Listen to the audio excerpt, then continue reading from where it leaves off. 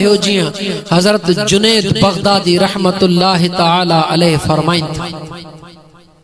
केरता फरमाइन हजरत Junaid Baghdadi रहमतुल्लाह अलैह उहे अल्लाह जा कामिल वली जन जा सगा मामा हन हजरत सर्री सक़ती रहमतुल्लाह अलैह जेके सगा संदन जा मामा भी आहन त संदन जा मुर्शिद भी आहिन। एक दफे कहे मुरीद हजरत सर्री सक़ती रहमतुल्लाह अलैह का अर्ज कयो त या हजरत तवां जे नजदीक एड़ो को मुरीद थी सके थो जेको मकाम ऐं मर्तबे जे लिहाज का पांजे मुर्शिद का भी बुलंदीअ ते पहुतल हुजे। तो हजरत सर्री सक़ती रहमतुल्लाह ताला अलैह मुरकदे फरमाइन था त असां जे नजदीक जुनैद बगदादी रहमतुल्लाह अलैह वेठो आ जेको असां खां भी मकाम में मथे। हालांकि इहा संदन जी बाज हुई, इहा संदन जी निगाह हुई, इहा संदन जी नजरे करम हुई, हकीकत ये न हुई। हजरत जुनैद बगदादी रहमतुल्लाह अलैह भी उन महफिल में मौजूद हुआ जै वक्त में संदन जे मुर्शिद सुने हजरत सर्री सक़ती रहमतुल्लाह अलैह यो इरशादात फरमाया पान पांजे कन्नन सा बुधन था। लेकिन मुझा दोस्त अजीज अल्लाह वारन जे कलाम जे हिक हिक हरफ जे पुठियां हिकड़ो अजीम पर्दो ऐं माम रखियल हूंदी आ। पान ये फरमाए फौरन जुनैद बगदादी रहमतुल्लाह अलैह के फरमाइन था बच्चा दीन जी तबलीग शुरू कर। हजरत जुनैद बगदादी रहमतुल्लाह अलैह अदब जा हथ बदी अर्ज तो करे त मुझा सोना साईं जन जे हूंदे मुंह में हिम्मत नाहे त मां दीन जी तबलीग कया। हजरत जुनैद बगदादी रहमतुल्लाह अलैह जे उस्ताद फरमायो ए जुनैद दीन जी तबलीग कर। हजरत जुनैद बगदादी रहमतुल्लाह अलैह अर्ज कयो तो मुझा उस्ताद साईं मुझे मुर्शिदन जे हूंदे मुंह में हिम्मत नाहे। लेकिन उहा घड़ी अचे पहुती जने मदीने जे शहनशाह भी जुनैद बगदादी के दीदार करायो। रात जो टाइम जुनैद बगदादी रहमतुल्लाह अलैह के मुझा मदीने जा शहनशाह दीदार करे फरमाइन था जुनैद जी मुझा सही जुनैद देर न कर दीन जे तबलीग जो कम शुरू कर। चथो लब्बैक या रसूल अल्लाह सल्लल्लाहु अलैहि वसल्लम चई बस तो करे दीदार खत्म थियो अखियूं खुली वयूं फौरन दिल में ख्याल आयो त वाकई मुझे मुर्शिद सर्री सक़ती रहमतुल्लाह अलैह सच फरमायो आ त वाकई मां मकाम में पांजे मुर्शिद का भी बुलंदीअ ते पहुंची वयो हां। दिल में ख्याल आयो आ होड़ा अल्लाह जे कामिल वली सुने सर्री सक़ती रहमतुल्लाह अलैह फज्र जे नमाज का पहरी पांजे हिकड़े मुरीद खास के उथारीन था बच्चा वनी फौरन जुनैद बगदादी रहमतुल्लाह अलैह जे पुठियां नमाज फज्र अदा कर। जी नमाज फज्र पढ़ाए बस कन त असा जो न्यापो वनी खेन पहुंचा त सर्री सक़ती रहमतुल्लाह अलैह न्यापो दिनो त ए जुनैद असा तोखे अर्ज कयो त दीन जी तबलीग शुरू कर। इनकार कयई तवां जे उस्ताद तवां के अर्ज कयो इनकार कयई लेकिन अज त मदीने जे शहनशाह फरमायो थई चा हाणे भी इनकार कंदे। गौर कयो ईमान वारो जे वक्त में जुनैद बगदादी रहमतुल्लाह अलैह नमाज पढ़ाए बस्ता कन दिल में यो ख्याल बीठो आ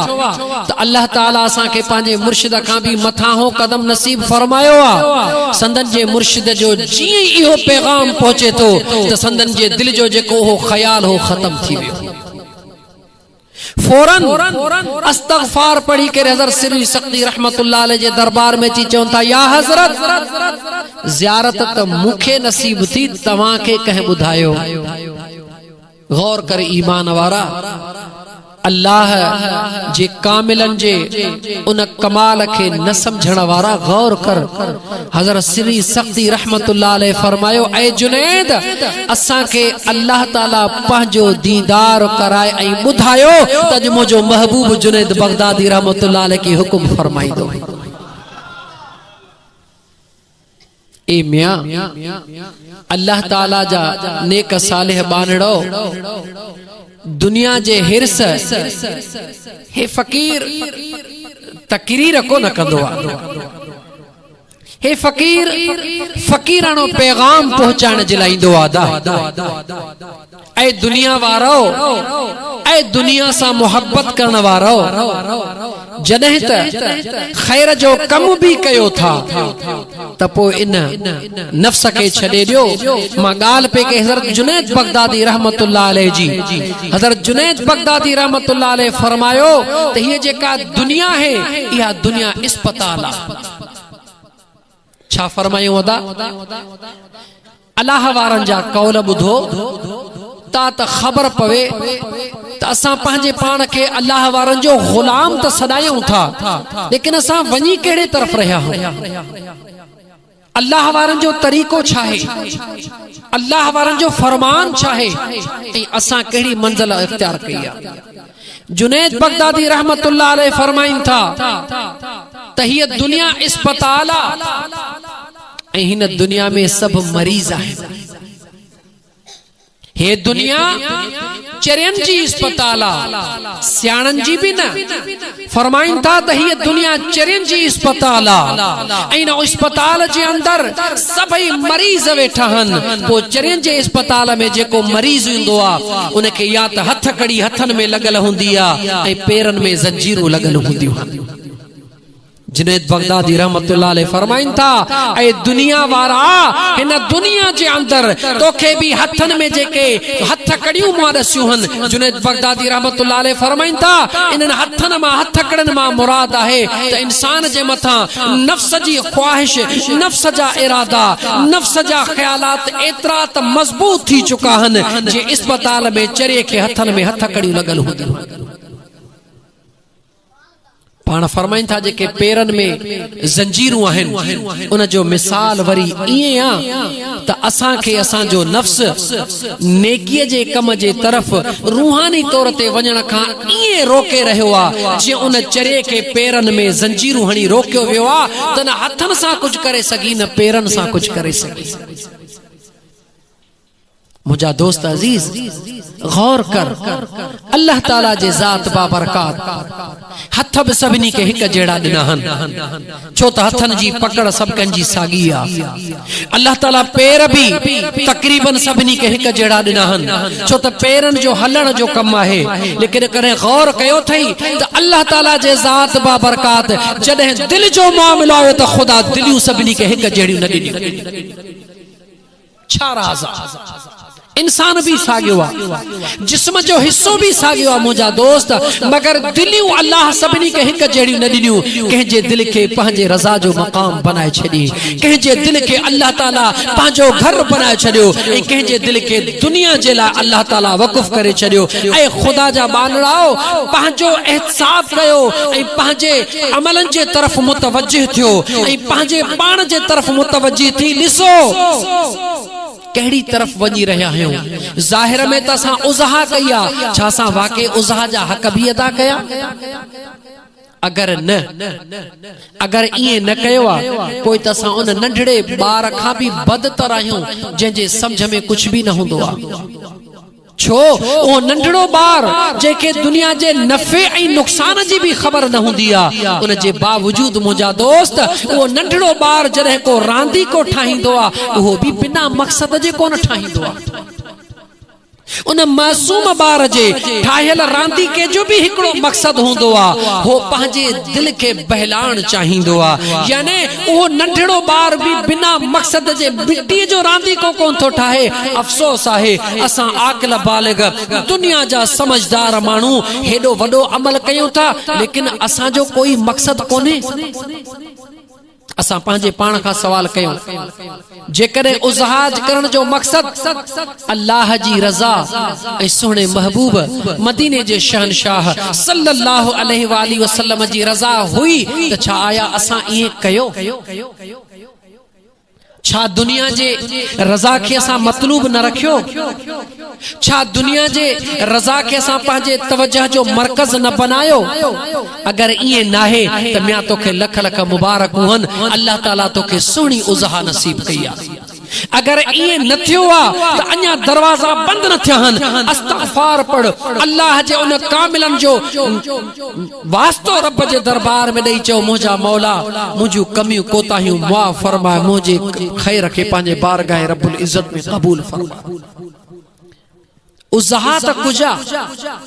असा पांजे नमाज़ुन जे तरफ ए नौजवानो ए ज्यादा नमाज़ू पढ़न वारो या न पढ़न वारो गौर कयो आजिज़ जी गाल समझण जी कोशिश कयो पांजे जिंदगी जो असली मकसद हासिल करने की कोशिश कयो नमाज तो पढ़ंदा आहियूं लेकिन छा असां कदे इहो सोचो आ जेकड़े मवाली जी आदत थी विंदी आ बीड़ी छिकण किथे इए त कोन रहयो आ त नमाज असा जी एकड़ी आदत थी वई आ जेको अजान आयो आदत जे मुताबिक व्यासी मवाली के बीड़ी मा को नशो त कोन थींदो होंदो उन जी आदत थी वई आ जेस ते आदत पूरी न थो करे उन के मजो न थो अचे किथे इए त नाहे त असा पांजे नमाजुन के भी एकड़े मवाली वांगुर एकड़ी आदत बनाए छड्यो आ अदा नमाज जो टाइम थियो आ वनी नमाज पढ़ किथे इए त नाहे अगर ये नाहे त तवां सा के मुबारक हुजे अगर ये आहे त पो सा के सोचण घुर्जे त छा जदे असा नमाज जेला मुसल्ले ते बीहंदा आहियूं त छा बिना मकसद जे बीहंदा आहियूं नमाज पढ़न वक्त असा जो मकसद छा हुंदो आ दोस्तो तवां सा जे के दुख दिसी रहा आहियूं तवां सा जे के घरन में परेशानियूं हन तवां सा जे के घणी दुनिया दौलत होने जे बावजूद सुकून जा तलाशी आहियूं थोड़ो जे करे दिलो घर में भजी थो पवे तो फौरन ज़हन थो वने तो मुखे कहे पाड़े वारे तावीज़ विधान थोड़ो के घर में मथे में सूर पेजियो सजे घर में परेशानी थी वई असा के कहे तावीज़ विधान असा के कहे कारो इल्म कयो आ ए मिया गरीब ये गालियों घट सोचिंदो आ पैसे वारो घणियों गालियों सोचिंदो आ सबब केड़ो आ सबब इहो आ जो सा पांजे असली मकसद का हटी विया हूं इन करे अल्लाह ताला परेशानियों सा गिची में फिट करे छडियो छा कदे असा जे वक्त में मुसल्ले ते नमाज जे ला बीहंदा आहियूं लतीफ सरकार फैसलो ॾेई छॾियो आदा पाण फरमाइन था वञी छो वणकार हित न ॻोली हो तखे लिखो कीन लतीफ चवे बारो चो बेपार थी सती बद संदरो पिरत पुनल सा पार तेहा पो निहार त तो मई देरो दोस्त जो खुदा जा बाना सिर्फ बिन सभिनी अमलन के छड़े करे पांजे नमाज जे तरफ मुतवज्जी थी करे बुधा त जदे तू मुसल्ले ते बीहंदो आई त तू जो इरादो छा अल्लाह जो दीदार हुंदो आ ऐ नमाजी ऐ हाजी ऐ गाजी हे फकीर तो खां सवाल पियो करे तू पांजे अंदर खां सवाल कर तो जै वक्त में मुसल्ले ते नमाज ला बीहंदा आहियूं छा मुझे मदीने जे साईं ने फरमायो अस्सलात मेराजुल मोमिनीन मदीने जे शहनशाह ने फरमायो छा मुझे मदीने वाले शहनशाह जे कौल में छा को शक जी गुंजाइश आहे छा दा आहे शक जी गुंजाइश का हरगिज ना है ना छा तवां सा जे वक्त में मुसल्ले ते बीही करे अल्लाह अकबर चवंदा आहियूं उन खां बाद में छा सा जी या कैफियत हुंदी आ त सा पंहिंजे रब जे दरबार में हाजिर आहियूं ऐ मुसलमान गौर त कर मुसलमान केड़े तरफ वनी रहे आहियूं तवां सा नमाज जो फर्ज उन जे हकीकत खाई बेखबर कंदो छाही कुरान करीम जो हाफिज छा कंदो है वडो कारोबार कंदो आया मौलवी आया कारी आया खलीफो आया फलाणो आया पीर साहब आया ऐ खुदा जा बाना पांजे पाण खां आज सवाल कर वरन उन दिहाड़े खां ड्रिज जडे मुझो रब हुकुम करे तही ओहो शख्स जेको दरबार मुझे में बीहंदो हो लेकिन पांजी दिल कुतन ऐं गडहन में छॾे उन ॾींहं खां ड्रिज खुदा बेनियाज़ खुदा जी पकड़ ॾाढी सख्त उन पकड़ खां ड्रिजी करे पांजे दिल जी हाज़िरी अल्लाह जे दरबार में पहुंचा जेके नमाज़ूं गुज़री वयूं हन तुंहिंजूं दुनिया जे ख्यालात में उन्हनि जे मथां इस्तग़फ़ार पढ़ तौबह ताइब थी जे वक्त में मुसल्ले ते बीही खुदा जो कसम खणी तो फकीर तो के चवे त मिया हिकड़ा 8 8 ॾींहं तूं ये 8 ॾींहं त पर जी ॻाल्हि पर हिकड़ी नमाज ये पढ़ी त ॾिस ओ चरिया सॼी ज़िंदगी तो पन जे कानन खे छिले ऐं उन खे चूपण जो ठीको त कोन खयो आ कॾहिं कमद जी गुरी खाई त ॾिस उन जो सुकून वठी त ॾिस त तोखे ख़बर पवे त पन जे काने में ऐं कमद जे काने में केतिरो फ़र्क़ आहे। नमाज में बीही करे अल्लाहु अकबर चवण खां पहिरीं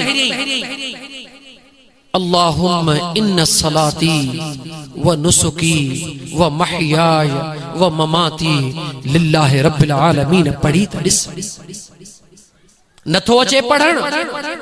इए चई त ॾिस मुंहिंजा रब करीम मुंहिंजी नमाज तुंहिंजे लाइ मुंहिंजो जीअण तो रब्बुल आलमीन जे लाइ मुझी हयाती मुझो मौत मुझा रब करीम तुझे जात जे लाहे अल्लाह अकबर चवण खां पहिरीं इहा नियत करे भी त मुझा मौला मां तुझे दीदार जे ला तो बिहा केड़ो आशिक आही मुसलमान अजीब किस्म जो आशिक आही चवी थो त महबूब जे दीदार ला बिहा महबूब जह तरफ अचे थो पियो पुठी उन पासे कयो मुंह कहीं बे तरफ कयो बीठो कदे इए भी महबूब मिलियो आ गालायो अदा छो चुप थी विया हो छा दुनिया का बेखबर हो मिया महबूब इए न मिलंदो आ जे तो असा पाजे महबूब के गोलन शुरू कयो आ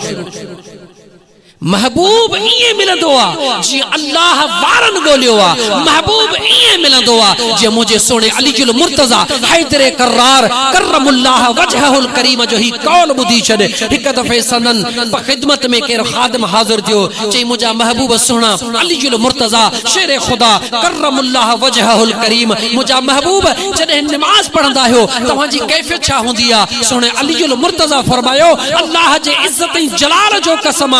अली जह वक्त में मुसल्ले से बीही करे अल्लाह अकबर चवंदो हां त मां अखड़न सा पंहिंजे रब जे जलवन जा दीदार संदन जे खादिम इहा गाल पंहिंजे दिल में समाए छॾी मैदान जंग जी वयो मुझे सोने अलीयुल मुर्तजा करमुल्लाह वजहुल करीम के एक पलीत तीर है जेको संदन जे जिस्म मुबारक जे टंग जे के हिस्से में रान में पेवस्त थी वयो खून वहण लगो नमाज जो टाइम करीब होजे संदन जो गुलाम करीब अचे थो उन तीर के कटण जी कोशिश तो करे शेर खुदा इंसान हन इंसानी फितरत मुताबिक दाह करे फरमाइंदा त बच्चा सब्र कर तकलीफ थी थे संदन जो खादिम पोइते हटी वयो शेर खुदा बीठा हन अज़ान अची वई नमाज जो टाइम थियो नमाज जो टाइम थियो अलील मुर्तजा उन तीर जे तरफ मुतवज्जह न थिया मुसल्ले ते बीही करे अल्लाह अकबर चे बीठा सदन जे गुलाम के खबर हुई त शेर खुदा फरमायो हो अल्लाह अकबर खां चवण खां बाद में मां अली पंहिंजे रब जे रहमत जे जलवन जा दीदार कदो हां सुकून सा हो तीर भी कढी छॾी सदन के कपड़ो भी वधी छॾी मुझे सोने हैदर करार पंहिंजी टंग भी कान चोरी ऐ खुदा जा बाना अल्लाह जी आडो गौर कर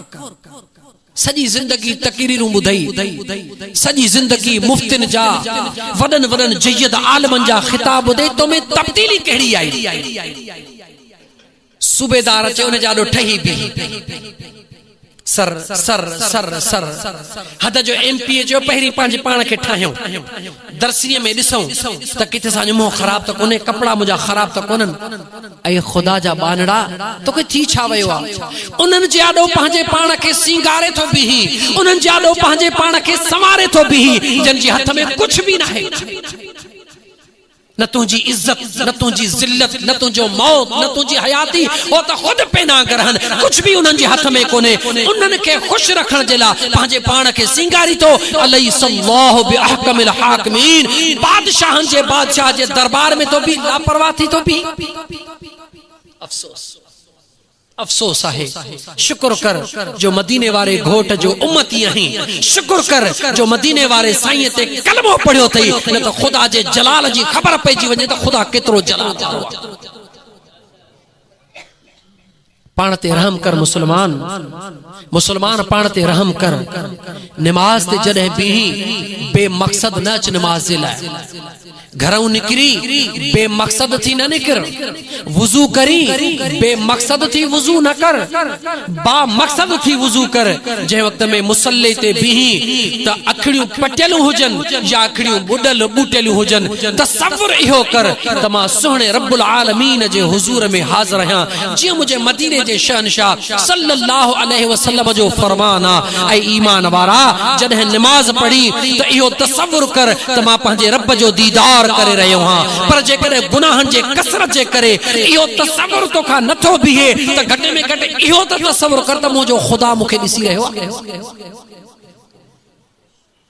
ऐं तव्हां सां जो इहो हाल आहे, न की पहिरियों तसव्वुर ईंदो आहे, न की पोयों तसव्वुर ईंदो आहे। आहियूं निमाज़ी, छा हाल आहे असांजो? आऊं तव्हां खां नंढड़ो इहो सवाल पुछां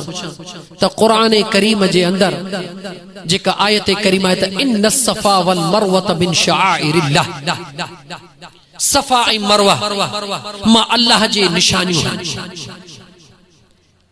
छाजे करे जबल मके जा ॿिया कोन्हनि छादा? मके जा जबल त ॿिया बि घणा आहिनि, लेकिन उन सफ़ा ऐं मरवा खे अल्लाह ताला पंहिंजी निशानी छो बनायो? छा इस्माइल अलैहिस्सलाम जे करे?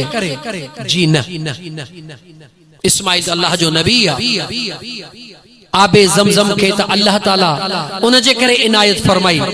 लेकिन सफ़ा ऐं मरवा के अल्लाह ताला हिक मां जे निस्बत जे करे मक़ाम अता फरमायो। सफ़ा ऐं मरवा, बीबी हाजरा अल्लाह जो नबी त कोन हुई, अल्लाह जो नबी हुई छा? बीबी हाजरा सफ़ा ऐं मरवा जे दरमियान में जेके डुकूं पातियूं, छा अल्लाह जे इबादत जे लाइ पातियूं? न मुंहिंजा दोस्त अज़ीज़, सिर्फ पंहिंजे बचड़े के बचाइण जे लाइ हुन उहे डुकूं पातियूं त मुंहिंजे जिस्म जो पानी सुकी वियो आहे, के पानी जा चंद कतरा मिलन, मां पंहिंजे जिस्म में दाख़िल कयां त मुंहिंजे छातीअ में खीर अचे, ता त मुंहिंजो बचड़ो पिए ऐं मुंहिंजे बचड़े जी ज़िंदगी बची पवे। हिक अमड़ पंहिंजे बचड़े के बचाइण जे लाइ उन सफ़ा ऐं मरवा ते डुकूं भरे रही आहे त मुंहिंजो बचड़ो बचे, लेकिन उनखे इहा ख़बर त कोन्हे हे मुंहिंजो बचड़ो कहिड़े मक़ाम वारो आहे। लेकिन अल्लाह ताला जे ज़ात बा बरकात उन अमड़ जे निस्बत के कुरान करीम जो हिस्सो बनाए छॾियो। अल्लाह ताला जे ज़ात बा बरकात दिलनि जो मालिक आहे। ऐ मुंहिंजा मिठड़ा भा, निस्बत जेका है उहा मज़बूत रख। उहा निस्बत कहिड़ी आहे? सच आहे ॾाढो ॾुखियो, सच चवण सो भी हेड़े दौर में, छो त असांजी ज़ीनी थ्योरी हाणे इते वञी पहुती आहे। जलसे कराइण वारो जलसे खां पोइ माण्हुनि खां पुछंदो, दादा ॾियो ख़बर मुंहिंजो जलसो कीअं हो? अल्लाह अल्लाह। उज़हा करण वारो माण्हुनि खां पुछंदो, ॾियो ख़बर मुंहिंजो बकर कीअं हो? ख़ैरात करण वारो ख़ैरात करे वरी माण्हुनि खां पुछंदो त ॾियो ख़बर दा भला मुंहिंजे ख़ैरात जो मज़ो आयो? ओ चरिया, जेकॾहिं तोखे सभु कुझु दुनिया जे ख़ातिरी करणो त पोइ अल्लाह जो नालो तूं छो थो ॾींदे में विच में? दुनिया खे ई राज़ी करे छॾ। ऐं जलसे कराइण वारा, जेकॾहिं माण्हू तोखे चवंदो तुंहिंजो जलसो भलो न थियो, मना न थियो, जेकॾहिं माण्हू जो वाह वाह वाह वाह वाह वाह वाह साईं जलसो तुंहिंजो अहिड़ो थियो जो ॻाल्हि छॾे ॾे, वाह वाह बकर साईं तुंहिंजो अहिड़ो जो फुलनि जे शहर में कहिड़ो बकर ई कोन्हो, ख़ैरात साईं तो अहिड़ी कई जो टीन भञी छॾे, मना तूं ॾाढो ख़ुशि थिए। ऐं ख़ुदा जा बाना, पोइ तूं ॿुधाए त तो पंहिंजे अल्लाह मां कहिड़ी उम्मीद रखी? तो दुनिया खातर तो करे छॾियो सभु कुझु, दुनिया खे राज़ी करे छॾी, छा ॾींदी दुनिया तोखे? दुनिया खे राज़ी न कर। जेके अल्लाह जा सालिह बाना हूंदा आहिनि, बायज़ीद बुस्तामी रहमतुल्लाहि तआला अलैहि फरमाइनि था त अल्लाह जा जेके सालिह बाना हूंदा आहिनि उन्हनि खे जन्नत सां काई दिलचस्पी न हूंदी आहे। अल्लाह जे नेक बानन के जन्नत सां काई दिलचस्पी न हुंदी आहे। छाजे करे जो हू पंहिंजे मोहब्बत में मजनू लगा पिया हूंदा आहिनि, पंहिंजे मोहब्बत में मस्त लगा पिया हूंदा आहिनि। सबब केड़ो आ जन्नत में दिलचस्पी ना है ऐं पंहिंजे मोहब्बत में मस्त लगा पिया हन इन करे जो जन्नत में हिकड़ी मखलूक आ उन मखलूक सां प्यार ना है मोहब्बत हिक खालिक सां है उन जो खालिक सां प्यार आ जो खालिक सां प्यार आ मखलूक खां बेनियाज थी वेंदो उनके मखलूक जी परवाह न होंदी आ तो मुझा प्यारा दोस्त अजीज बुनियादी ये गालियों थई उज़हा भी कयई खर्च भी कयई मकसद हासिल न कयई बिना मकसद जे कयई इन जो मिसाल ई नमाज भी पढ़ी घर कमकार भी छड़े आए जमायत सां पढ़ी या तन्हाई में पढ़ी लेकिन उन जो मिसाल ई थियो जे एकड़ो बार घरों त निकतो लेकिन उनके पांजे मंजिल जी काई खबर न हुई ए दुनिया वारा दुनिया जे रुपए जो नुकसान तुजी निंड हराम करे छड़ींदो आ खुद सोचे करे बुधा तू जे करे सुबह जो घरों निकरी पैसा खणी कोई मकसद दिल में न होजे ए ई वती फिरंदो करे होडे दुनिया वारा तोखे अकुलमंद चवंदा या चरियो चवंदा दा छा चवंदा फकीर चरियो चवंदा बेमकसद इरादा ही बिना मकसद जे घटिन में घूमी रहियो आ ओ चरिया जे कने बिना मकसद जे केर कजे घटिया में 3 चक्कर लगाए तो दुनिया चवे थी हे वायाता चरियो आ जो घटिन में बिना मकसद जे चक्कर लगा रहियो आ बिल आखिर को शरीफ मानू पुछंदो तो मिया तू हेतरा चक्कर पे तो लगाई छो चंदो ई छो हिते का बाजार जो तू आयो आ बटरे चमाटू हणी छरीदो ओ खुदा जा बाना जे कने बिना मकसद जे को मानू घटिया में तो लगे तो दुनिया वारो न के चरियो आई पागल था चवन खुदा जे दरबार में नमाज में जने बिना मकसद जे भी है तो उनके खुदा कुछ न चवंदो अफसोस नमाज में अल्लाह जी रजा अल्लाह जो दीदार खणी बी पो नमाज जो मजो दिस हथड़ा खणदो वींदे तुझो बेड़ो पार थींदो वींदो दुआ घुरी न घुरी खुदा तुझे दुआ का वाकुफा मुझे मदीने जे शहनशाह सल्लल्लाहु अलैहि वसल्लम असा के हिर्स दिनवा जो तो मुझा महबूब हरीसन अलैकुम बिल मुमिनीन रऊफुर रहीम ईमान वारन जला मुझा मदीने जा शहनशाह हरीस हैं मुझा साईं फरमाइंदा ओ मुझा उम्मती जे करे बरकातू नफिल भी जिंदगी में एड़ो नसीब थी वने जे में दुनिया जो कोई तो के ख्याल न चे बस एकड़ो तू जी बियो तुजो खुदा होजे उन तसव्वुर सा जे करे बरकातू भी नफिल नसीब थी वई ते बरकातू भी तुजे आखिरत जे छोटकारे जला काफी है छा तव्हां सा पांजे आखिरत जो छोटकारो नथा चाहियो पो जे करे चाहियो था तो मुझा दोस्त अजीज अमल भले थोड़ो कयो पर अल्लाह जी रजा खातिर कयो भले ता आधे जो थी न था थी सको न थो 5 वक्त नमाज ते इक्तफा कयो लेकिन कयो अल्लाह जी रजा खातिर अज जो अज पांजे दिल में अज़म कर त इंशाअल्लाह ताला हाने जदे नमाज ला घरों निकरंदुस या दुकान तो निकरंदुस त बेमकसद न निकरंदुस मकसद खणी निकरंदुस त या अल्लाह तुझे दरबार में हाजिरी देण तो अचा जे वक्त में तकबीर तहरीमा यानी अल्लाह अकबर चवंदुस उन का पहिरी तसव्वुर इहो करे बियन समझा मौला तुझे दरबार में तुझे दीदार जो आशिक तालिब बीठो इहो तसव्वुर करे नमाज में भी पो तू नमाज जो मजो दिस पो पांजे ज़हनी कैफियत जो मजो दिस पो जे करे घर तुझे में 20 थाव भी भजी पौंदा चौंदे इहो थावन जो कम मा इंसान मरी थो ने था भगो त केड़ी गाला अल्लाह ताला वरी बियो तोखे फिक्र न थिंदो तोखे परेशानी कोन थिंदी इहो कोन थींदे त कहे पाड़े वारे तावीज़ विधान कहे कारो जादू कयो आ कहे कारो इल्म कयो आ ओ खुदा जा बाना अल्लाह जे मथा भी तक भरोसो रख तो जो भरोसो इन करे टुटरो आ जो खुदा जो वायदो आ जने बानो मा अल्लाह जे जात का ड्रिजण छडे दींदो आ त पो मा अल्लाह दुनिया जे हिक हिक शै का उनके ड्रिजा दींदो पर जदे बानो मा अल्लाह जो खौफ पांजे दिल में रखंदो आ त अल्लाह फरमाए तो ला खौफुन अलैहिम वला हुम यहज़नून मा अल्लाह उनके बेनियाज करे छडींदो दुनिया जे कहीं भी नुकसान रख ऐ खुदा जा बानड़ो छा या नंढड़ो अमल नंढड़ी थ्योरी घणे फायदे वारी ना है ॻाल्हायो वदा फायदे वारी कोने खैर जो कम भी कयो दुनिया खातर अल्लाह अल्लाह ये न कयो बुधवा त है मस्जिद शरीफ कुछ ॾींहनि खां पोइ डहण वारी आहे अल्लाह अल्लाह कंहिंजो बि ॾोह कोन्हे मुंहिंजा दोस्त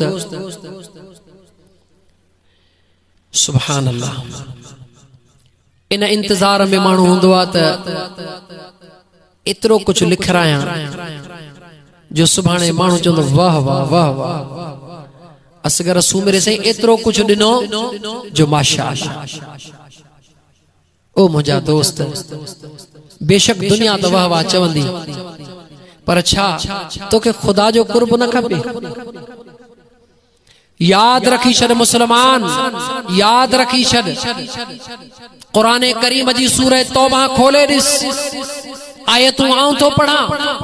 हाफिज कुरान मौजूद वेठा हन तर्जुमो सुभाणे पाण खुद खोले दिस सूरह तौबा जो अल्लाह ताला फरमाए तो बिस्मिल्लाहिर रहमानिर रहीम वल्लज़ीना यक्निज़ूना अज़-ज़हब वल फ़िद्दत वला युनफ़िक़ूनहा फ़ी सबीलिल्लाह फ़बश्शिरहुम बिअज़ाबिन अलीम। ओ मुझा महबूब मोहम्मद करीम सल्लल्लाहु अलैहि वसल्लम उन्हन मानुन के खोले खोले बुधा जेके मानू सोन चांदी दुनिया गड कंदा था वजन ढेर कंदा था वजन। अज जे दौर में बैंक बैलेंस जो नालो दियो लखवा त बथे बहन त ट्रे थे ट्रे हन त चार थे कह जला तो करिए दा औलाद ला अदा औलाद सा के कोने पुत्र कोनन धेरू कोनन औलाद ला था कयो कह जला था कयो बेशक मैं तो औलाद ला कर लेकिन हिन एकड़े सवाल जो मुखे जवाब दे तुझो अबो अमा जेके दुनिया छदे वियाहन छा तोखे तुझो औलाद प्यारो आ तू पांजे अबे अमा के प्यारो न होए छा। सवाल इहो आ उन शख्स खां जंहिंजे दिमाग में रात ॾींहुं हिकिड़ो उठ वेठल आ ही भी औलाद ला कयां ही भी औलाद ला कयां इहा निशानी आ त उन शख्स जी अल्लाह जे मथां भरोसो नाहे। उन शख्स जो अल्लाह जे ज़ात में भरोसो नाहे तदे तो चवे त ही भी कयां ही भी कयां ही भी कयां। उन का सवाल इहो आ त तू 24 कलाकनि जे अंदर तुझो अबो या अम्मा जे करे दुनिया छॾे गुज़ारे विया हन ॿुधा उन्हनि 24 कलाकनि मां घणा कलाक तू पंहिंजे अबे अम्मा खे ख़त्मा थो ॾियारी फ़ैसिलो थी वेंदो। सबको पांजे पांजे गिरबान में आऊं पांजे गिरबान में झाती पाया मुझो अबो अमा भी दुनिया छड़े विया आऊं भी पांजे गिरबान में झाती पहिरी आऊं पाया कोई तव्हां दोस्त पाए दिसो त 24 कलाकनि जे अंदर घणा कलाक असां पंहिंजे औलाद खे याद था कयूं ऐं घणा कलाक पंहिंजे अबे अमा खे ख़त्मा था ॾियूं फ़ैसिलो थी वेंदो। जवाब मिलंदो त साईं 24 कलाक त छा पर 12 महीने बि दुनिया जे लोक जे लज खां त बणा अम्मा खे ख़त्म हो ॼारिया बाबे खे माण्हू चवंदा त बणा अबे अम्मा जो कॾहिं कॾहिं त असां एॾा दुनिया में मस्त थी वेंदा आहियूं जो इहो बि विसरी वेंदो आहे त बणा अम्मा खे 12 महीनो फिरी आयो आहे या बाबे खे 12 महीनो पोइ या घर वारा ॾसींदा या ॿियो बाबा ख़त्म आ हा हा हा ठीकु आहे ख़त्म। ऐं ख़ुदा जा बाना छा तुंहिंजे लाइ तुंहिंजे अमड़ ॾुख न ॾिठा छा तुझी अमड़ तोखे दुखस दिसी प्यार में तो कोन पालियो हो छा तुझे अबे तुझे ला ये सोचू कोन रखियो हो चरिया तोखे छा थी वयो आ जे तुझे अबे अमा तोखे ताते इन मंजिल ते पहुंचायो अज तोखे ओहे याद कोन के तुझो औलाद भी तुझे ला यही सोना गुल रखल पोखियों था बबुर ऐं घुरऊं था अंब ये की थीदो अदा बबुर पोखीदासी बबुर मिलंदा अंब पोखीदासी अंब मिलंदा। खुदा जे मथा तवक्कल रख। नंबर 1 नंबर 2 जेकर तुझो असा जो औलाद नेक ऐं सालिह आ त छा अल्लाह से पांजे नेकन सालिह बारन जी रिज़्क रोजी कुशादी न कंदो आ। गौर कर छा अल्लाह से पांजे नेकन बारन जी रिज़्क रोजी कुशादी न कंदो आ छा कंदो आ त पोइ तव्हां असांखे फिक्र छो हुअण घुर्जे। नंबर 3 जेकर तव्हां असांजो औलाद नेक ऐं सालिह नाहे त पोइ उन जो तव्हां सां फिक्र छो कयूं। हर पासे खां तोखे जवाब मिलंदो त पोखणी थई त पोख न त वींदई मुद चढ़ी। लतीफ सरकार फरमाए छड़ियो पोखणी थई त पोख न त वींदई मुद चढ़ी पानी थींदी पोया रो पोइ सुकी थींदई सोक जिते लुणदो सॼो लोक मता सिकी हिकड़े संग जे ला पांजे हथन सां पाण कर याद रखी छर मुझा दोस्त जे कदे 5 लाख 20 लाख 30 लाख बैंक में प्यान खुदा जो कसम तो जा नाहन। हुजूर नबी करीम अलैहिस्सलातु वस्सलाम जे दरबार में सहाबा इंदा व्या, महफिल लगंदी वई, वेहंदा व्या। का एड़ी घड़ी आई जो सहाबा जे आडो हिकड़े सहाबी अर्ज कयो या रसूल अल्लाह हिन सा जे दोस्त जा 200 उठन। हुजूर मुर्की उन दे निहारियो, उन चयो या रसूल अल्लाह मुंजा 2 उठ। हुजूर मुर्कियो वरी उन चयो या रसूल अल्लाह भोग थो करे हिन जा 200 उठ मां पांजे न गुनाहगार अखड़न सा दिसी आयो हां। हुजूर फरमायो फलां दे खबर चे तो या रसूल अल्लाह मुंजा 2 उठ। सदको जा मुंजा मदीने जा शहनशाह तुझे इल्मे गैब जे मथा, सदको जा मुंजा मदीने जा शहनशाह तुझे उन प्यार जे मथा।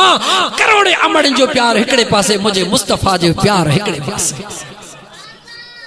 मुझे मदीने जे शहनशाह फरमायो तू भी सच तो गालाई, तू भी सच तो गालाई। तो हिकड़े साहबी के दुखत्यो पेरे या रसूल अल्लाह मां पांजे अखड़न सा दिसे हां। हुजूर फरमायो अदा हे पांजे अखड़न सा दिसे वा तुजा 200 उठ, भला तू वजाहत करे बुधा त तुजा 2 उठ कीए। जे तो या रसूल अल्लाह मां 2 उठ हींअर अल्लाह जे राह में खैर करे आयो हां। 198 उठ पोइते अल्लाह के जान मुझे हयाती जी मुके खबर काने, मुजा ओही 2 उठ जेके मां अल्लाह जे राह में दी आयो। ऐ ईमान वारा ये जेके लख या करोड़ या बंगला ये तुझा नाहिन, भुलियल आहिन। तू जो उहो वा जेको पांजे हथड़न सा अल्लाह जे राह में दई वनी। ऐ जेको खुदा याद रखी छर जेको तू पांजे हथड़न सा दी शुक्र कर जो अल्लाह तो खां इहो ॾियारियो न त तोखे कह दिनो। अल्लाह ताला सबनी के अमीर करे छड़ियदा, खुदा का को पुछण वारो आहे छा? छा थियो तो मुसलमानो?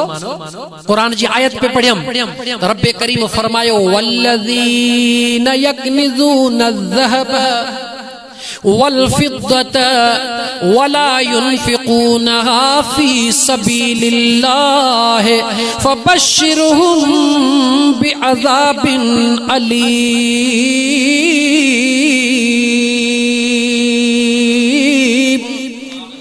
ओ मुझा सोना महबूब मोहम्मद करीम सचो सल्लल्लाहु अलैहि वसल्लम ऐलान करे कायनात के बुधाए ऐ दुनिया वारो रात ॾींहं जेको सोन चांदी गॾु गॾु कंदा था वञो ऐं अल्लाह जे राह में खर्च नथा कयो। कुरान जा लफ्ज़ हन वला युनफिकून फी सबीलिल्लाह ऐं अल्लाह जे राह में खर्च नथा कन उन्हनि शख्सन के मुंहिंजा महबूब फबश्शिरहुम खुशखबरी ॿुधाए। कुरान जा लफ्ज़ ॾिसो दोस्त, जियां तंज़ीह अंदाज़ में केर कंहिंखे चवंदो आहे त म्या घणई ॾींहं तो बि मगी कई, अॼु थोरो असांजे डंडन जो बि मज़ड़ो वठी ॾिस। डंडन जो मज़ो त कोन, डंडन सां त सूर थींदो आहे न दा, पर तंज़ीह अंदाज़ में चवंदो आहे ऐं वराईंदो अथसि ॾंडो मग़ज़ में, हू रड़कंदो आहे। अॼु रब बि क़ुरान में ईअं लफ़्ज़ पियो फरमाए बिशारत माना ख़ुशख़बरी। रब त फरमाए मुंहिंजा महबूब फबश्शिरहुम इन्हनि शख़्सनि खे ख़ुशख़बरी ॿुधाए छाजी बिअज़ाबिन अलीम, अल्लाह जी अज़ाब जी। यानी इन लफ्ज़न में ये चीज़ तो खुदा चवे तो उन शख्सन ते अजाब कंदे मां खुदा के कोई रहम नहीं दो जेके सोन चांदी दिनोन मान भी मु गड ढेर मथा ढेर कंदा वजन, बैंक बैलेंस वधेंदा वजन। वला युनफिकूनहा फी सबीलिल्लाह मगर मां अल्लाह जे राह में खर्च न था कर। हाने वरी अगी आयत बुध कुरान ईमान असा जो केड़ो थी वियो। कुरान करीम जी निज आयत नंबर 2 उन सा लागी थी ओ मुझा सोना करीम रब जेके तो करीम रब जे राह में खर्च न था कन उन्हनि के केड़ी खुशखबरी दिया तुझे अज़ाब जी। अल्लाह जे ज़ात फरमायो यौम युहमा अलैहा फी नार जहन्नम। बुधो अल्लाह जो कुरान दुनियादार कन खोल अखियूं खोल दिल जूं अखियूं खोले अल्लाह जो मिठड़ो कुरान बुध। अगर अल्लाह जे कुरान जे मथा यकीन अथई त इन दौलत के पंहिंजो न समझ तुंहिंजी ओ आहे जेका हथन सां खर्च करे वञे। यौम युहमा अलैहा फी नार जहन्नम। अल्लाह ताला फरमाए तो मुझा महबूब इन्हनि खे ॿुधा जे की दुनिया दौलत गॾु करे रखियव। अल्लाह ताला फरमाए तो जॾहिं क़यामत जो ॾिहाड़ो थींदो उन तांजे दौलत के मां अल्लाह फरिश्तन के हुकुम कंदुसि त इन दौलत के गॾु करे जहन्नम जे बाहि में विझी ॻाढ़ो कयो। फतुक़वा बिहा जिबाहुहुम व जुनूबुहुम व ज़ुहूरुहुम। अल्लाह जो कुरान लफ्ज़ लफ्ज़ जो तर्जुमो ॿुध। रब्बुल आलमीन फरमाए तो जॾहिं उन्हनि जी गॾु कयल दुनिया दौलत उहा जंहिंजी ज़कात अदा न कई हूंदा, गरीबन मिस्कीनन यतीमन के हिस्सो न ॾिनो हूंदाऊं, रात ॾींहुं गॾु कयो, ही बि कयो, ही बि कयो, ही बि कयो। रब चए थो मां मलाइकनि खे हुकुम फरमाईंदुसि, ऐं मुंहिंजा फरिश्तो इन दुनिया ई दौलत के जहन्नम जे बाहि में विझी करे ॻाढ़ो कयो। ॻाढ़ो करे पोइ हुकुम मां ख़ुदा जो आहे, इन्हनि जूं पेशानियूं बि ॾंभींदा वञो, इन्हनि जूं छातियूं बि ॾंभींदा वञो, इन्हनि जा पुठा बि ॾंभींदा वञो। रुगी ॾंभींदा न वञो। अल्लाह फरमाए थो जॾहिं मलाइक उन्हनि जा पुठा पासियूं पासीरा मुंहुं ॾंभे बस कंदा, पोइ ख़ुदा क़ुरान ॿुधो ख़ुदा चवे छा थो। अल्लाह चए थो, अल्लाह जे तरफ़ खां ऐलान थींदो, हाज़ा मा कनज़्तुम लिअन्फुसिकुम। हीअ उहा तुंहिंजी दुनिया ई दौलत जेका तूं पंहिंजे लाइ पोइ ते गॾु करे आहे। फज़ूक़ू मा कुंतुम तकनिज़ून।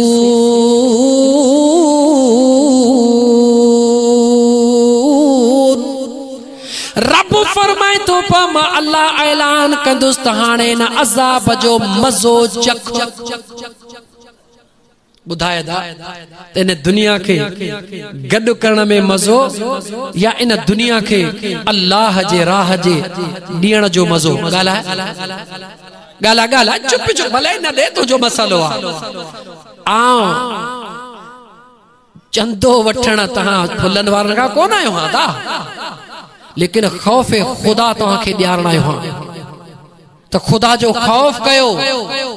जंहिं मिल्कियत के तव्हां ज़ाती मिल्कियत था समझो या तव्हांजी नाहे, भुलियल आहियो ॾाढा। अल्लाह जे राह में ख़र्च कयो, इहो तव्हांजो पंहिंजो आहे। वरना जेको तव्हां न पंहिंजे अबे अम्मा जे पुठियों ख़ैर ख़ैरात कई हो न, तव्हांजा बचड़ा बि पुठियां, इहो शायदि अञा ज़मानो ॿियो अचे दा। अञा तव्हां सां में कुझु लॼलीह आहे, पोयनि जो ख़बर न आहे कहिड़ो हाल हूंदो। दिमाग़ जा पर्दा खोलियो। मिठड़ा दोस्तो, इहे बुनियादी शयूं आहिनि जन के समझण जी अॼुकल्ह ज़रूरत आहे, जंहिंखे असां अण समझो करे छॾियो आहे। रस्मी बणिजी विया आहियूं हर ॻाल्हि में। हा ख़र्च बि कंदासीं, पर अहिड़ी जॻह ते कंदासीं असांजो नालो त हुजे न घटि में घटि। हे मेमुणनि जी मस्जिद असां सूमरनि जो छा वञे? असां सूमरनि मस्जिद ठाही त मेमुणनि ॾिनो छा? अल्लाह अफ़सोस, अस्तग़फिरुल्लाह ताला रब्बी। ए मियां जेकॾहिं सूमरनि जी मस्जिद ठही ऐं उन्हनि मां अल्लाह जन खे तौफ़ीक़ ॾिनी, उहे शुक्रानो अदा कनि जो अल्लाह ताला उन्हनि जी उहा दौलत पंहिंजे बारगाह रब्बुल इज़्ज़त में क़बूल कई। तॾहिं त ख़ुदा हुननि खे तौफ़ीक़ ॾिनी जो हेड़ो सुहिणो घर रब जो ठाराए छॾियो, जंहिंमें कावा ई कावा लॻा पिया आहिनि, शीशे जो ॼण महल ठाराए छॾियो अथनि। अल्लाह अञा हुननि खे तौफ़ीक़ ॾे। ए मियां दोस्तो, पर ख़ुदा उनखे कॾहिं चयो त हीअ मेमुणनि जी मस्जिद कान्हे, सूमरनि जी मस्जिद आहे। ऐं हाणे जेका ठहे थी उहा मेमुणनि जी आहे, सूमरनि जी कान्हे का। यानी जेकॾहिं सूमरनि पंहिंजी मस्जिद करे ठाराई त पोइ वरी सवाब जी उमेद कहिड़ी रखंदा, ऐं जेकॾहिं मेमुण हीअ पंहिंजी मस्जिद करे ठाराइनि त सवाब जी उमेद कहिड़ी रखंदा। ओ खुदा जा बानो, मस्जिद मेमुणनि जी हुजे या महले कहिड़े जी हुजे, घर त अल्लाह जो आहे। हे घर त मुंहिंजे रब जो आहे। हे मेमुणनि या सूमरनि जो घर न आहे अदा, हे अल्लाह जो घर आहे। मेमुणनि सूमरनि जो उहो घर आहे जंहिंमें हुननि जा बचड़ा वेठा आहिनि। हिते त अल्लाह जो घर आहे, अल्लाह जे इबादत जी जॻह आहे। त मुंहिंजा दोस्तो, इहे ज़ातियूं, इहे पाड़ा, इहे ज़हन मां सोचूं कढो, इहे सोचूं मनफ़ी आहिनि। इहे तव्हांखे अल्लाह जे तरफ़ न वठी वेंदियूं, नफ़्स जे तरफ़ वठी वेंदियूं, जेको तबाहीअ खां सवाइ ॿियो कुझु बि न आहे। हे अल्लाह जो घर आहे, जिथे भी ठहे वो अल्लाह जो घर आहे। वो मदरसो भले खणी चाचो वीचारो मोहम्मद उर्स जेको मदरसो पे तो ठाराए, मेमुणा असां सुमरा छो ॾियूंसि? पाणे मेमूणो ॾींदसि मेमूणो चले असां असांखे मस्जिद पंहिंजी ठाराइणी कोन्हे अल्लाह अल्लाह ऐं ख़ुदा जा बानड़ा अॼु जो कमु सुभाणे ते न रख अॼु जो कमु सुभाणे ते न रख इन हयाती जे मथां एतिरो भरोसो न कर जेतिरो तो भरोसो समझो आ कहिड़ी ख़बर आहे त सुभाणे ताईं तूं असां हूंदासीं या न हूंदासीं अॼु जो कमु रातो रात में लाह मगर हींअर लाहे सुभाणे ताईं छो थो रखी जेकॾहिं राति तो असांजो इंतकाल थी वञे ख़बर आहे त सुभाणे तो असांजे पुट जी साॻी नियत हुजे जेका तुंहिंजी असांजी हींअर आहे ख़बर कान्हे का ख़बर मुंहिंजा दोस्त इन करे पंहिंजी क़बर ठाहे पंहिंजे क़बर जो घर ठाहण जे लाइ अल्लाह जे घरनि जी तमीर करा बेशक अल्लाह जो घर अल्लाह जो घर अल्लाह जो घर इहो ई सबब आहे जो मस्जिद में फितना छाजे करे हल मस्जिद में फितरो छो आ जंहिंजी तमीर जॾहिं थिए थी तॾहिं कजे फलाणनि जी मस्जिद आहे ये फलाणन जी मस्जिद आहे पोइ फितनो न थींदो ॿियो छा थींदो अल्लाह जो घर ठहे त फितनो न थिए न दा उन्हनि शख़्सन मुनाफ़िक़नि जन मस्जिद ठाराई याद आहे तव्हांखे क़ुरान करीम खोले ॾिसो उन्हनि मस्जिद ठाराई उन्हनि बि मस्जिद नियत बुरी सां ठाराई त मस्जिद हुयनि मगर नियत में चङाई कोन हुई मुंहिंजे मुस्तफ़ा करीम सल्लल्लाहु अलैहि वसल्लम जे ज़ात सां हू पंहिंजे अक़ुल जे मुताबिक़ धोखो पिया कनि हुनखे इहा त ख़बर न हुई त जेको अल्लाह जो महबूब हूंदो उन सां धोखो केरु करे सघंदो त मुंहिंजा दोस्तो मस्जिद जो जेको बुनियाद आहे अल्लाह ताला उन बुनियाद लाइ छा फरमायो मुंहिंजा महबूब इन मस्जिद जो बुनियाद ई चङाई ते रखियल कोन्हे मुंहिंजा महबूब तूं पाक तुंहिंजा सहाबा पाक हली उन मस्जिद में निमाज़ पढ़ो जंहिंजो बुनियाद चङाई ते रखियल आहे त मुंहिंजा दोस्तो जॾहिं बि जिथे बि मस्जिद ठहे त ज़ातिन खे विच में न आणियो पाड़नि खे विच में न आणियो हरगिज़ इहो न सोचो त ही फलाणनि जी मस्जिद आहे मस्जिद अल्लाह जो घर आहे दिलि खोले मदद कयो यकीन सम्झो इहो तव्हांजो नफ़्स तव्हांखे भुलाए थो त मतां 5 रुपया ख़र्च करे ऐं वरी ही पोइ थी वरी अॻिते हलियो वञे इन शइ खां हटो अॼु जो कमु सुभाणे ते न रखो मुंहिंजा दोस्त वरी थो चवां अॼु जो कमु सुभाणे ते न रख अॼु जो अॼु चेक कढी मस्जिद में मोकले छॾ चओ त अल्लाह जो घर ठही रहियो आहे मां अल्लाह जे घर में ही ॾेई रहियो आहियां इहो बि न सोच त घर देवबंदीअ जो ऐं बिरेलवीअ जो इहा बि महज़ तुंहिंजी हथरादू सोच आहे इहा बि तोखे तबाही जे तरफ़ वठी वेंदी देवबंदी हुजे या बिरेलवी शियो हुजे या सुन्नी हुजे या घर त अल्लाह जो आहे कंहिं देवबंदी बिरेलवी शिये सुन्नीअ जो घर थोरी आहे ईमान बचायो अल्लाह जे रज़ा ख़ातिर अमल कयो अल्लाह जो कुर्ब हासिल करण जे लाइ कयो इंशाअल्लाह ताला अल्लाह जो घर ठही वेंदो अदा इहा बि ॻाल्हि ज़हन में चङी तरह रखी छॾियो अदा अल्लाह जो घर ठही वेंदो ऐं ईअं ठहंदो जेको ड्राहण वारनि जे सोच में बि न हूंदो अल्लाह जो घर उन खां बि सुहिणो ठही वेंदो वो हे हुजे या को ॿियो हुजे जिथे भी खुदा जो घर जॾहिं ड्राहिबो आहे जॾहिं असांजी मस्जिद ड्राथी त छा उनखे ख़बर हुई त असां अहिड़ो अल्लाह जो घर सुहिणो ठाहींदासीं दोस्त ॿुधाइनि पिया त ॾाढी अॼु ख़ुशी थी दोस्त ॿुधाइनि पिया जॾहिं ठाहे असां अञा ड्राहे बस कयो त को हिकिड़ो सूमर आयो चईंसीं सभु लोह मुंहिंजे मथां को ॿियो सूमर आयो चईंदा सॼो सीमेंट मुंहिंजे मथां को टियों आयो चईंदा सभई सिरूं मुंहिंजे मथां चौथों आयो दा सभु मज़दूर ईअं चईं 5 माण्हुनि नियत कई इरादो कयो अल्लाह जो घर ठही वियो थी सघे थो अल्लाह जी ज़ात मेमणनि खे अञा वधीक तोहफ़ी ॾे कयो हिकिड़ो ई चवे त मैं सॼो घर ख़ुदा जो मुंहिंजे हवाले हे अल्लाह जी मर्ज़ी आहे हे अल्लाह जी मर्ज़ी आहे दा जेका जेको कम वठे पर इन जो मतलब इहो कोन्हे त सूमरा इन में हिस्सो न वठनि इहो मक़सद कोन्हे या फ़क़ीर बलाल हिस्सो न वठनि इहो मक़सद कोन्हे अल्लाह जो घर आहे अल्लाह जे घर जे ठाहण में भरपूर मदद कयो दिलि खोले मदद कयो सुहिणी नियत सां मदद कयो वरना अल्लाह पंहिंजे ज़ात जो पंहिंजे ख़ैर जो कमु जेकर उस्ताद मोहम्मद उर्स जहिड़े हिकिड़े उस्ताद खां वठी छा फुलनि जे शहर में उस्ताद मोहम्मद उर्स वधीक अमीर आहे या ॿिया कारोबारी अमीर आहिनि ॻाल्हायो सच छो न था ड्रिजो छो था ड्रिजो न कंहिंखां मिया ड्रिजो हिकिड़ो ख़ुदा जे ज़ात खां खोड़ सारा ॿिया दौलतमंद माण्हू कोन वेठा आहिनि छा था फुलनि जे शहर में खोड़ सारा माण्हू वेठा आहिनि हो वीचारो फ़क़ीर पंहिंजी पघार या पंहिंजूं पघारूं कढाए पियो थो हाणे इहो उन जो वस कोन्हे या मुंहिंजे रब हुन जी इहा शइ क़बूल कई आहे तॾहिं त कराएसि या उनजी खुश नसीबी या उनजी खुश किस्मती लेकिन यह गाल भी याद रखी छो वधिक न हिकड़ो रुपयो भी जेकर केर अल्लाह जे घर में दे तो खुशी से कबूल कयो छो तो खुदा हुन जो इहो ही कबूल कयो मुझा मिठड़ा भा बस मुखे उम्मीद है तो इंशाअल्लाह ताला ए नंढड़ी गाल दोस्तन के समझ में असा फकीरन जी बस इहा ही गाल थो अदा तो जेको अमल कयो भले नंढड़ो कयो पर मुझे रब जे राजी करण जे ला कयो मुझे महबूब मदीने वाले साईं जा जेकर असा उम्मती आहियो दावा था कयो आशिक मुस्तफा हुजन जी तो मुझे मुस्तफा जो हर अमल पाजे रब जे रजा खातर मदीने वाले जो आशिक हर अमल कंदो अल्लाह जे रजा खातर अल्लाह जो आशिक वरी हर अमल कंदो मुस्तफा के राजी कर तो तवा सा खुश नसीब आयो अल्लाह जा भी आशिक आयो सोने मुस्तफा करीम जा भी आशिक आयो मुखे उम्मीद आ तो इंशाअल्लाह ताला देर न कंदो एक बेरे दिसंदो न मकसद इहो कोने जे कुछ बेचारा माण्हुनि जो बडो कोने जिया गारो जा सुमरे के दोस्त पे बुधायो तो एकड़े हमरा कई दावत पो मानड़ी खण का पहिरी मानु के जिंदा हाने भला नमाज नी पढ़ो तो मानी को चे दिस दिस हुन पसा असा नाल ठगी पिया करे दे असा सजी जिंदगी कम कोन कीता हुन बच पहिरी एक कम करो पीछे मानी सो मानू भी बेचारा था इतरा डिनल हन मौलविन खा बंदी चंदे जी खुटे ही कांधी चंदा बना है हे फकीर पे आदत पेजी उस चंदे जी न मुझा दोस्त खुदा जे जात जो कसम खड़ी तो मां तवा के दस्या तो जेकर हिन आर्ज के केर प्रोग्राम दई करे आई पैसा दींदो आ त ही खुदा जी जात दिसे थी ही आजिज कदे भी उन गाल के भी सुठो कोन समझंदो आ यकीन कयो हिन आर्ज का केर नात पढ़ाए पैसा घोरींदो आ खुदा तो जाने कदे भी नाज के गाल सुठी को लगंदी आ पर पो काफी दफा दोस्तन सा इजहार कयो न गाल जो मैं ये न कयो पर पो दोस्तन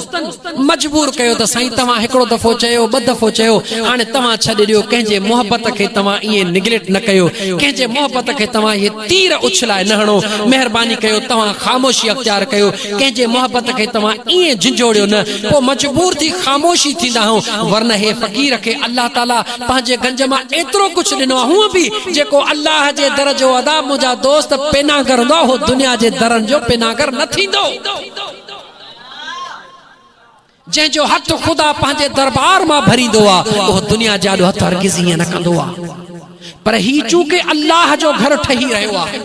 आ अल्लाह जे घर जे ला तवा के पुरजोर अपील करे रहो हां जेस्ते जोस्ते आवाज पुजी रहो आ मर्द आयो या औरतू खुदा जुबानियो तवा जे ला भी सागो शरीयत जो हुक्म आ पांजे जिंदगी का वधिक पांजे कब्र के बचायो कब्र हमेशा रहण वारी जाया आखिरत हमेशा रहण वारी जाया हे दुनिया थोरी आ पांजी आखिरत बचाण जे ला मस्जिद जे ठहण का पहिरे बैंक में पैसा हंत वधंदा कोन चेक कडी अल्लाह जे दर जे हवाले करे छडियो अल्लाह जो घर ठहरायो अल्लाह जे घर ठहराण में इंशाअल्लाह ताला इहो भी बुधाइंदो हला कुरान जी आयत हिकड़ी त पढ़े पर बी भी त पढ़या न दा या त पढ़म त जेके मानू अल्लाह जे राह में खर्च नथा कन खुदा जो कुरान चवे तो त उनन जी गड कयल दौलत जहन्नम जे बाहि मा साड़े उनन के डंभियो विंदो पर इहा आयत छो न पढ़ा त जेके अल्लाह जे राह में खर्च कन था उनन जो छा थींदो ये आयत भी पढ़ा ना हिक खां बा आयतूं तो पढ़ा पहली आयत अल्लाह ताला पांजे सुने कुरान करीम जे अंदर इरशाद फरमायो मन ज़ल्लज़ी युक़रिदुल्लाह क़र्ज़न हसना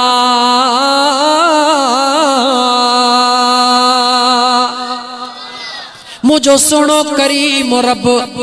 पांजे पैदा कल मखलूक के फरमा रहे हुआ के राहे तमामा ओ शख्स जे को मा अल्लाह के सुनो कर्ज दे से कुरान जी आयत ना हाफिज साहब गौर तक कयो दिनो कहया गालायदा हे कारोबार कह दिनो हे जमीनों कह दिनो हे इज्जत कह दिनी हे जाहो जमाल कह दिनो जे सब कुछ दिनो अजो रब फरमाए तो के रहे तमामा जे को मा अल्लाह के सुनो कर्ज दे ओ मुजा मौला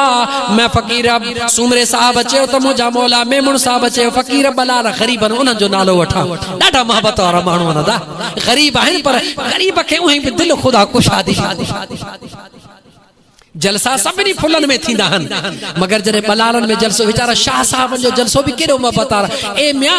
पर छा त शाह साहब गरीब हनी। मां पहिरी अर्ज कयो न त बलाल गरीब हन, गरीब जी दिल भी कुशादी होंदी आ ऐं गरीब में मोहब्बत जो ज़रड़ो भी जाम होंदो आ, मोहब्बत गरीब में जाम मिलंदी आ। इन कर हिते वरी सुमरा बिरादरियों मेमण बिरादरियों दौलतमंद दौलत जिसा अगे गीदा भरिया पर जरा मोहब्बत रखन किथे दिल हिकड़ी रात दी पैसा गणे गणे गणे गणे गणे दिल पया भरी हाने हुजे का कुंट वांदी त मोहब्बत जो ज़रड़ो भी रखन। गरीबन वट पैसो ना है, मोहब्बत जा ढेर रखे वेठान। अल्लाह अल्लाह सुने लतीफ सरकार फरमायो त मोहब्बत रखी मन में रढ़ा रोड़िया जन तन जो सराफन अण तोरियो। मुझो सोनो करीम रब तो फरमाए बुध जदे ईमान वारे चयो त मुझा रब मां त तुझे जात के कर्ज देण जे ला तैयार आहियां। मस्जिद थी ठहे मां इन मस्जिद में खैर, मस्जिद में मुझा रब करीम मां पंहिंजी दुनिया दौलत ॾियण जे लाइ तैयार आहियां। पर मुझा बैंक में त प्यान 20 लख जे 10 लख ॾियां त बाक़ी बचंदा 10 लख मुझो त बैलेंस खुटी वेंदो। अल्लाह जे तो छा कदे इए थियो आ त दुनिया में केर ता का कर्ज घुरे ऐं वापस न दे, इए थियो आ दुनिया में गाल आया दा दुनिया जे अंदर इए थियो आ। माने मतलब तवा कपड़ो जे करे कर्ज दे खणींदा हो तो ने के कर्ज दींदा हो या न दींदा हो। एड़े नमूने सा जेको मानू के का कर्ज खणदो आ त कर्ज दींदो आ न। रब खां पुछो अल्लाह से तो जो चवी तुझी जा जो हुकुम आ त आहे को जेको मां अल्लाह के सोनो कर्ज दे मौला देण ला त तैयार हूं, पर वापसी किए थींदी दुनिया जो दस्तूर आ न। अदा मां तो के ही शे दिया तो कर्ज दे पर वापसी अदा महीने में अदा 15 ॾींहं। पो जेको माण्हू न पंहिंजे वायदे ते वापसी कंदो आ त ॿियो दफ़ो रुगी फोन करे छॾींदो, अगलो मोकिले छॾींदो। ये थी दो ना ओ मुझा करीम रब तुझे जात खां भी सवाल आ। सौदो कर सिख फकीर नोटा गालियूं चरिया ओ मुझा करीम रब तुझे जात सां भी सवाल आ। कर्ज तो घुरियो आ ॾियण जे लाइ मां तैयार आहियां, 20 लखन मां 10 लख मां ॾियण जे लाइ तैयार आहियां, पर मुझे बैलेंस जो छा थींदो। अल्लाह ताला फरमाए तो मन जा बिल हसनते फलहू अशरु अमसालिहा।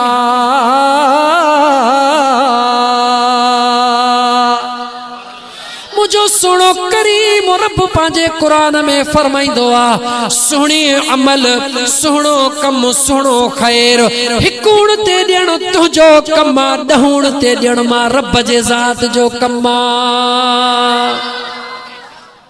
हाने बुधा त तुझा 20 लखन मां 10 लख थींदा या करोड़ पूरो थींदो। ॻाल्हि सही करोड़ तो पूरो थींदो, पर ॻाल्हि ॾाढी ॾुखी आ। ए चरिया इहो खिल न,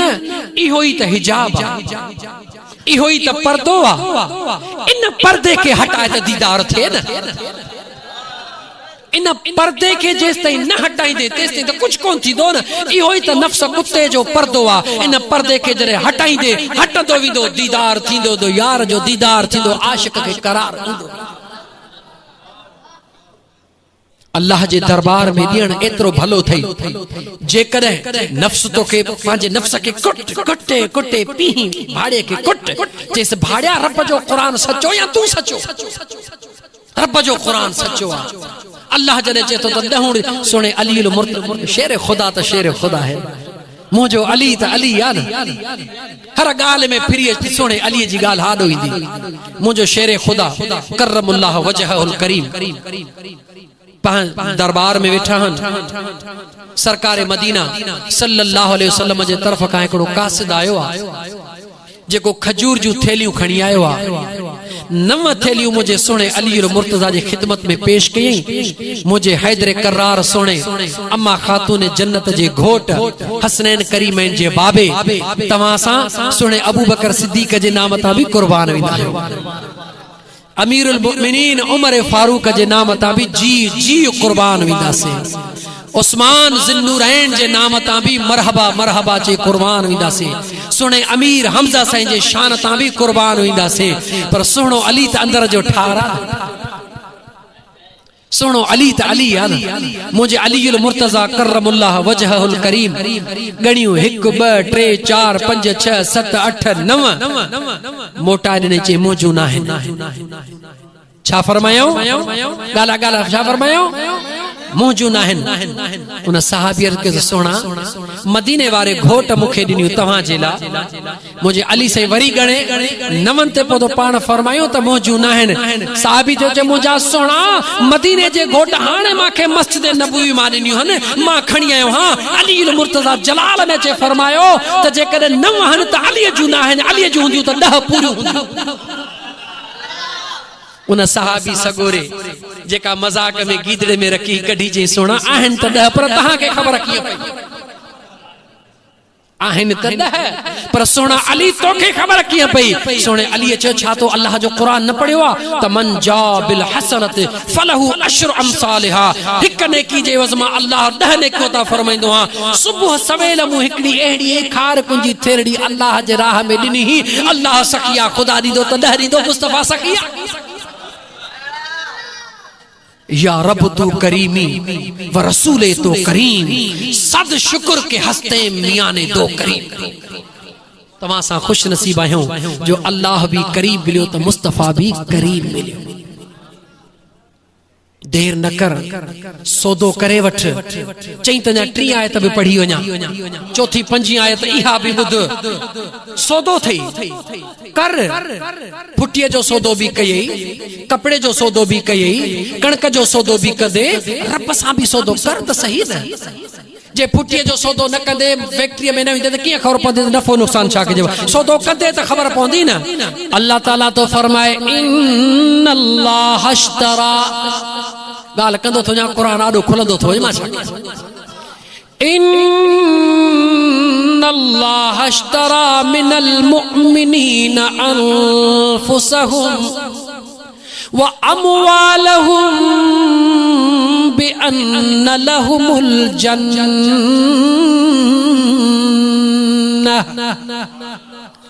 इन्नल्लाह बेशक अल्लाह इश्तरा खरीद करे छडियो अल्लाह भी खरीदो फरोख्त कदो अदा बेशक अल्लाह जे ज़ात खरीद कयो मौला तो छा खरीद कयो ऐं कह खा खरीद खुदा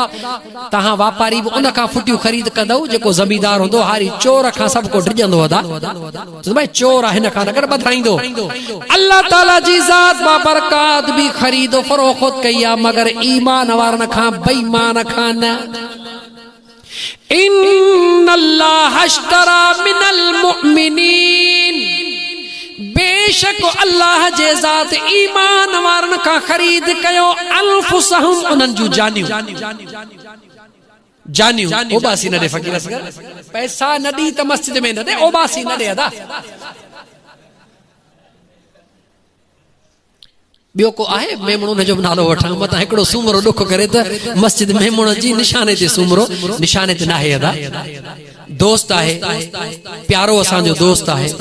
इने करे पंजन दोस्तन के असा चौदासी अदा बियो को दोस्त नाराज न थी वने इन्नल्लाह अश्तरा मिनल मुमिनीन अनफुसहुम व अमवालहुम अल्लाह ताला फरमाए तो बेशक अल्लाह जे ज़ात ईमान वारन जो जानियो भी खरीद करे छडियो त ईमान वारन जो माल भी खरीद करे छडियो मुजा मौला सेठ फुटियो खरीद कंदो आ चेक दींदो आ सारियो खरीद कंदो आ चेक दींदो आ पैसा न दींदा छो त होते वरी 200 देना पवंदन चेक दींदो आ मुजा मौला जे काशे सेठ खरीद कंदो आ चेक दींदो विंदो आ अल्लाह ताला फरमाए तो मां भी खुदा पांजे कुदरत जो चेक देई तो छरे मुजा मौला केड़ो चेक तो दी अल्लाह ताला फरमाए तो बे अन्न लहुमुल जन्नत तू पांजी जान पांजो माल मां अल्लाह जे हवाले कंदो वञ त मां रब भी जन्नत जी बिशारत हुक्म तो खे दींदो थो वञा हाने बुधा तो दुनिया जो माल भलो या जन्नत फैसलो तोखे करणो आ पर हाने इए न थे त जिथे मस्जिद ठायो चो यार इने के वठी अचो इहो कुछ चंदे पिनण जो मुर्स मानू आ न मुजा दोस्त हरगिज़ न, खुदा जो कसम हरगिज़ न। लेकिन हिकड़ी हसरत अंदर में त मुझे महबूब जा उम्मती छो न अल्लाह जे राह में खर्च करे जन्नत खरीद कर। इहा हसरत एक फकीर जे हैसियत में इहा हसरत त हर महबूब जो उम्मती वो कुछ न कुछ अल्लाह जे राह में कुर्बान करे, पांजे आखिरत बनाए वठे, पांजी कब्र सुहिणी करे वठे, पांजी आखिरत ठाहे वठे। इंशाअल्लाह अल्लाह जी ज़ात पांजे महबूब जे सदके तवां सां जेको कुछ ॿुधो जो था अमल करण जी तौफीक अता फरमाए। लेकिन हाँ सही बस अज ही हिकड़ो शेर बुध दुआ खैर घणी ड्रेग न। हर मानू जी तमन्ना तवाई असां जी भी तमन्ना। हर मानू चाहिंदो आ त मां कारोबार कयां, कारोबार जी जडे पछाड़ी थे हिसाब कयां त मुंजा लख घणा हुजन। ए थींदो आ हर ईमान वारो भी तमन्ना कंदो आ त जडे मुंजे पछाड़ी जो पहर अचे त मुंजे महबूब जो कोई दीदार थे। वापार इहो वापार हिन लफ्ज़न में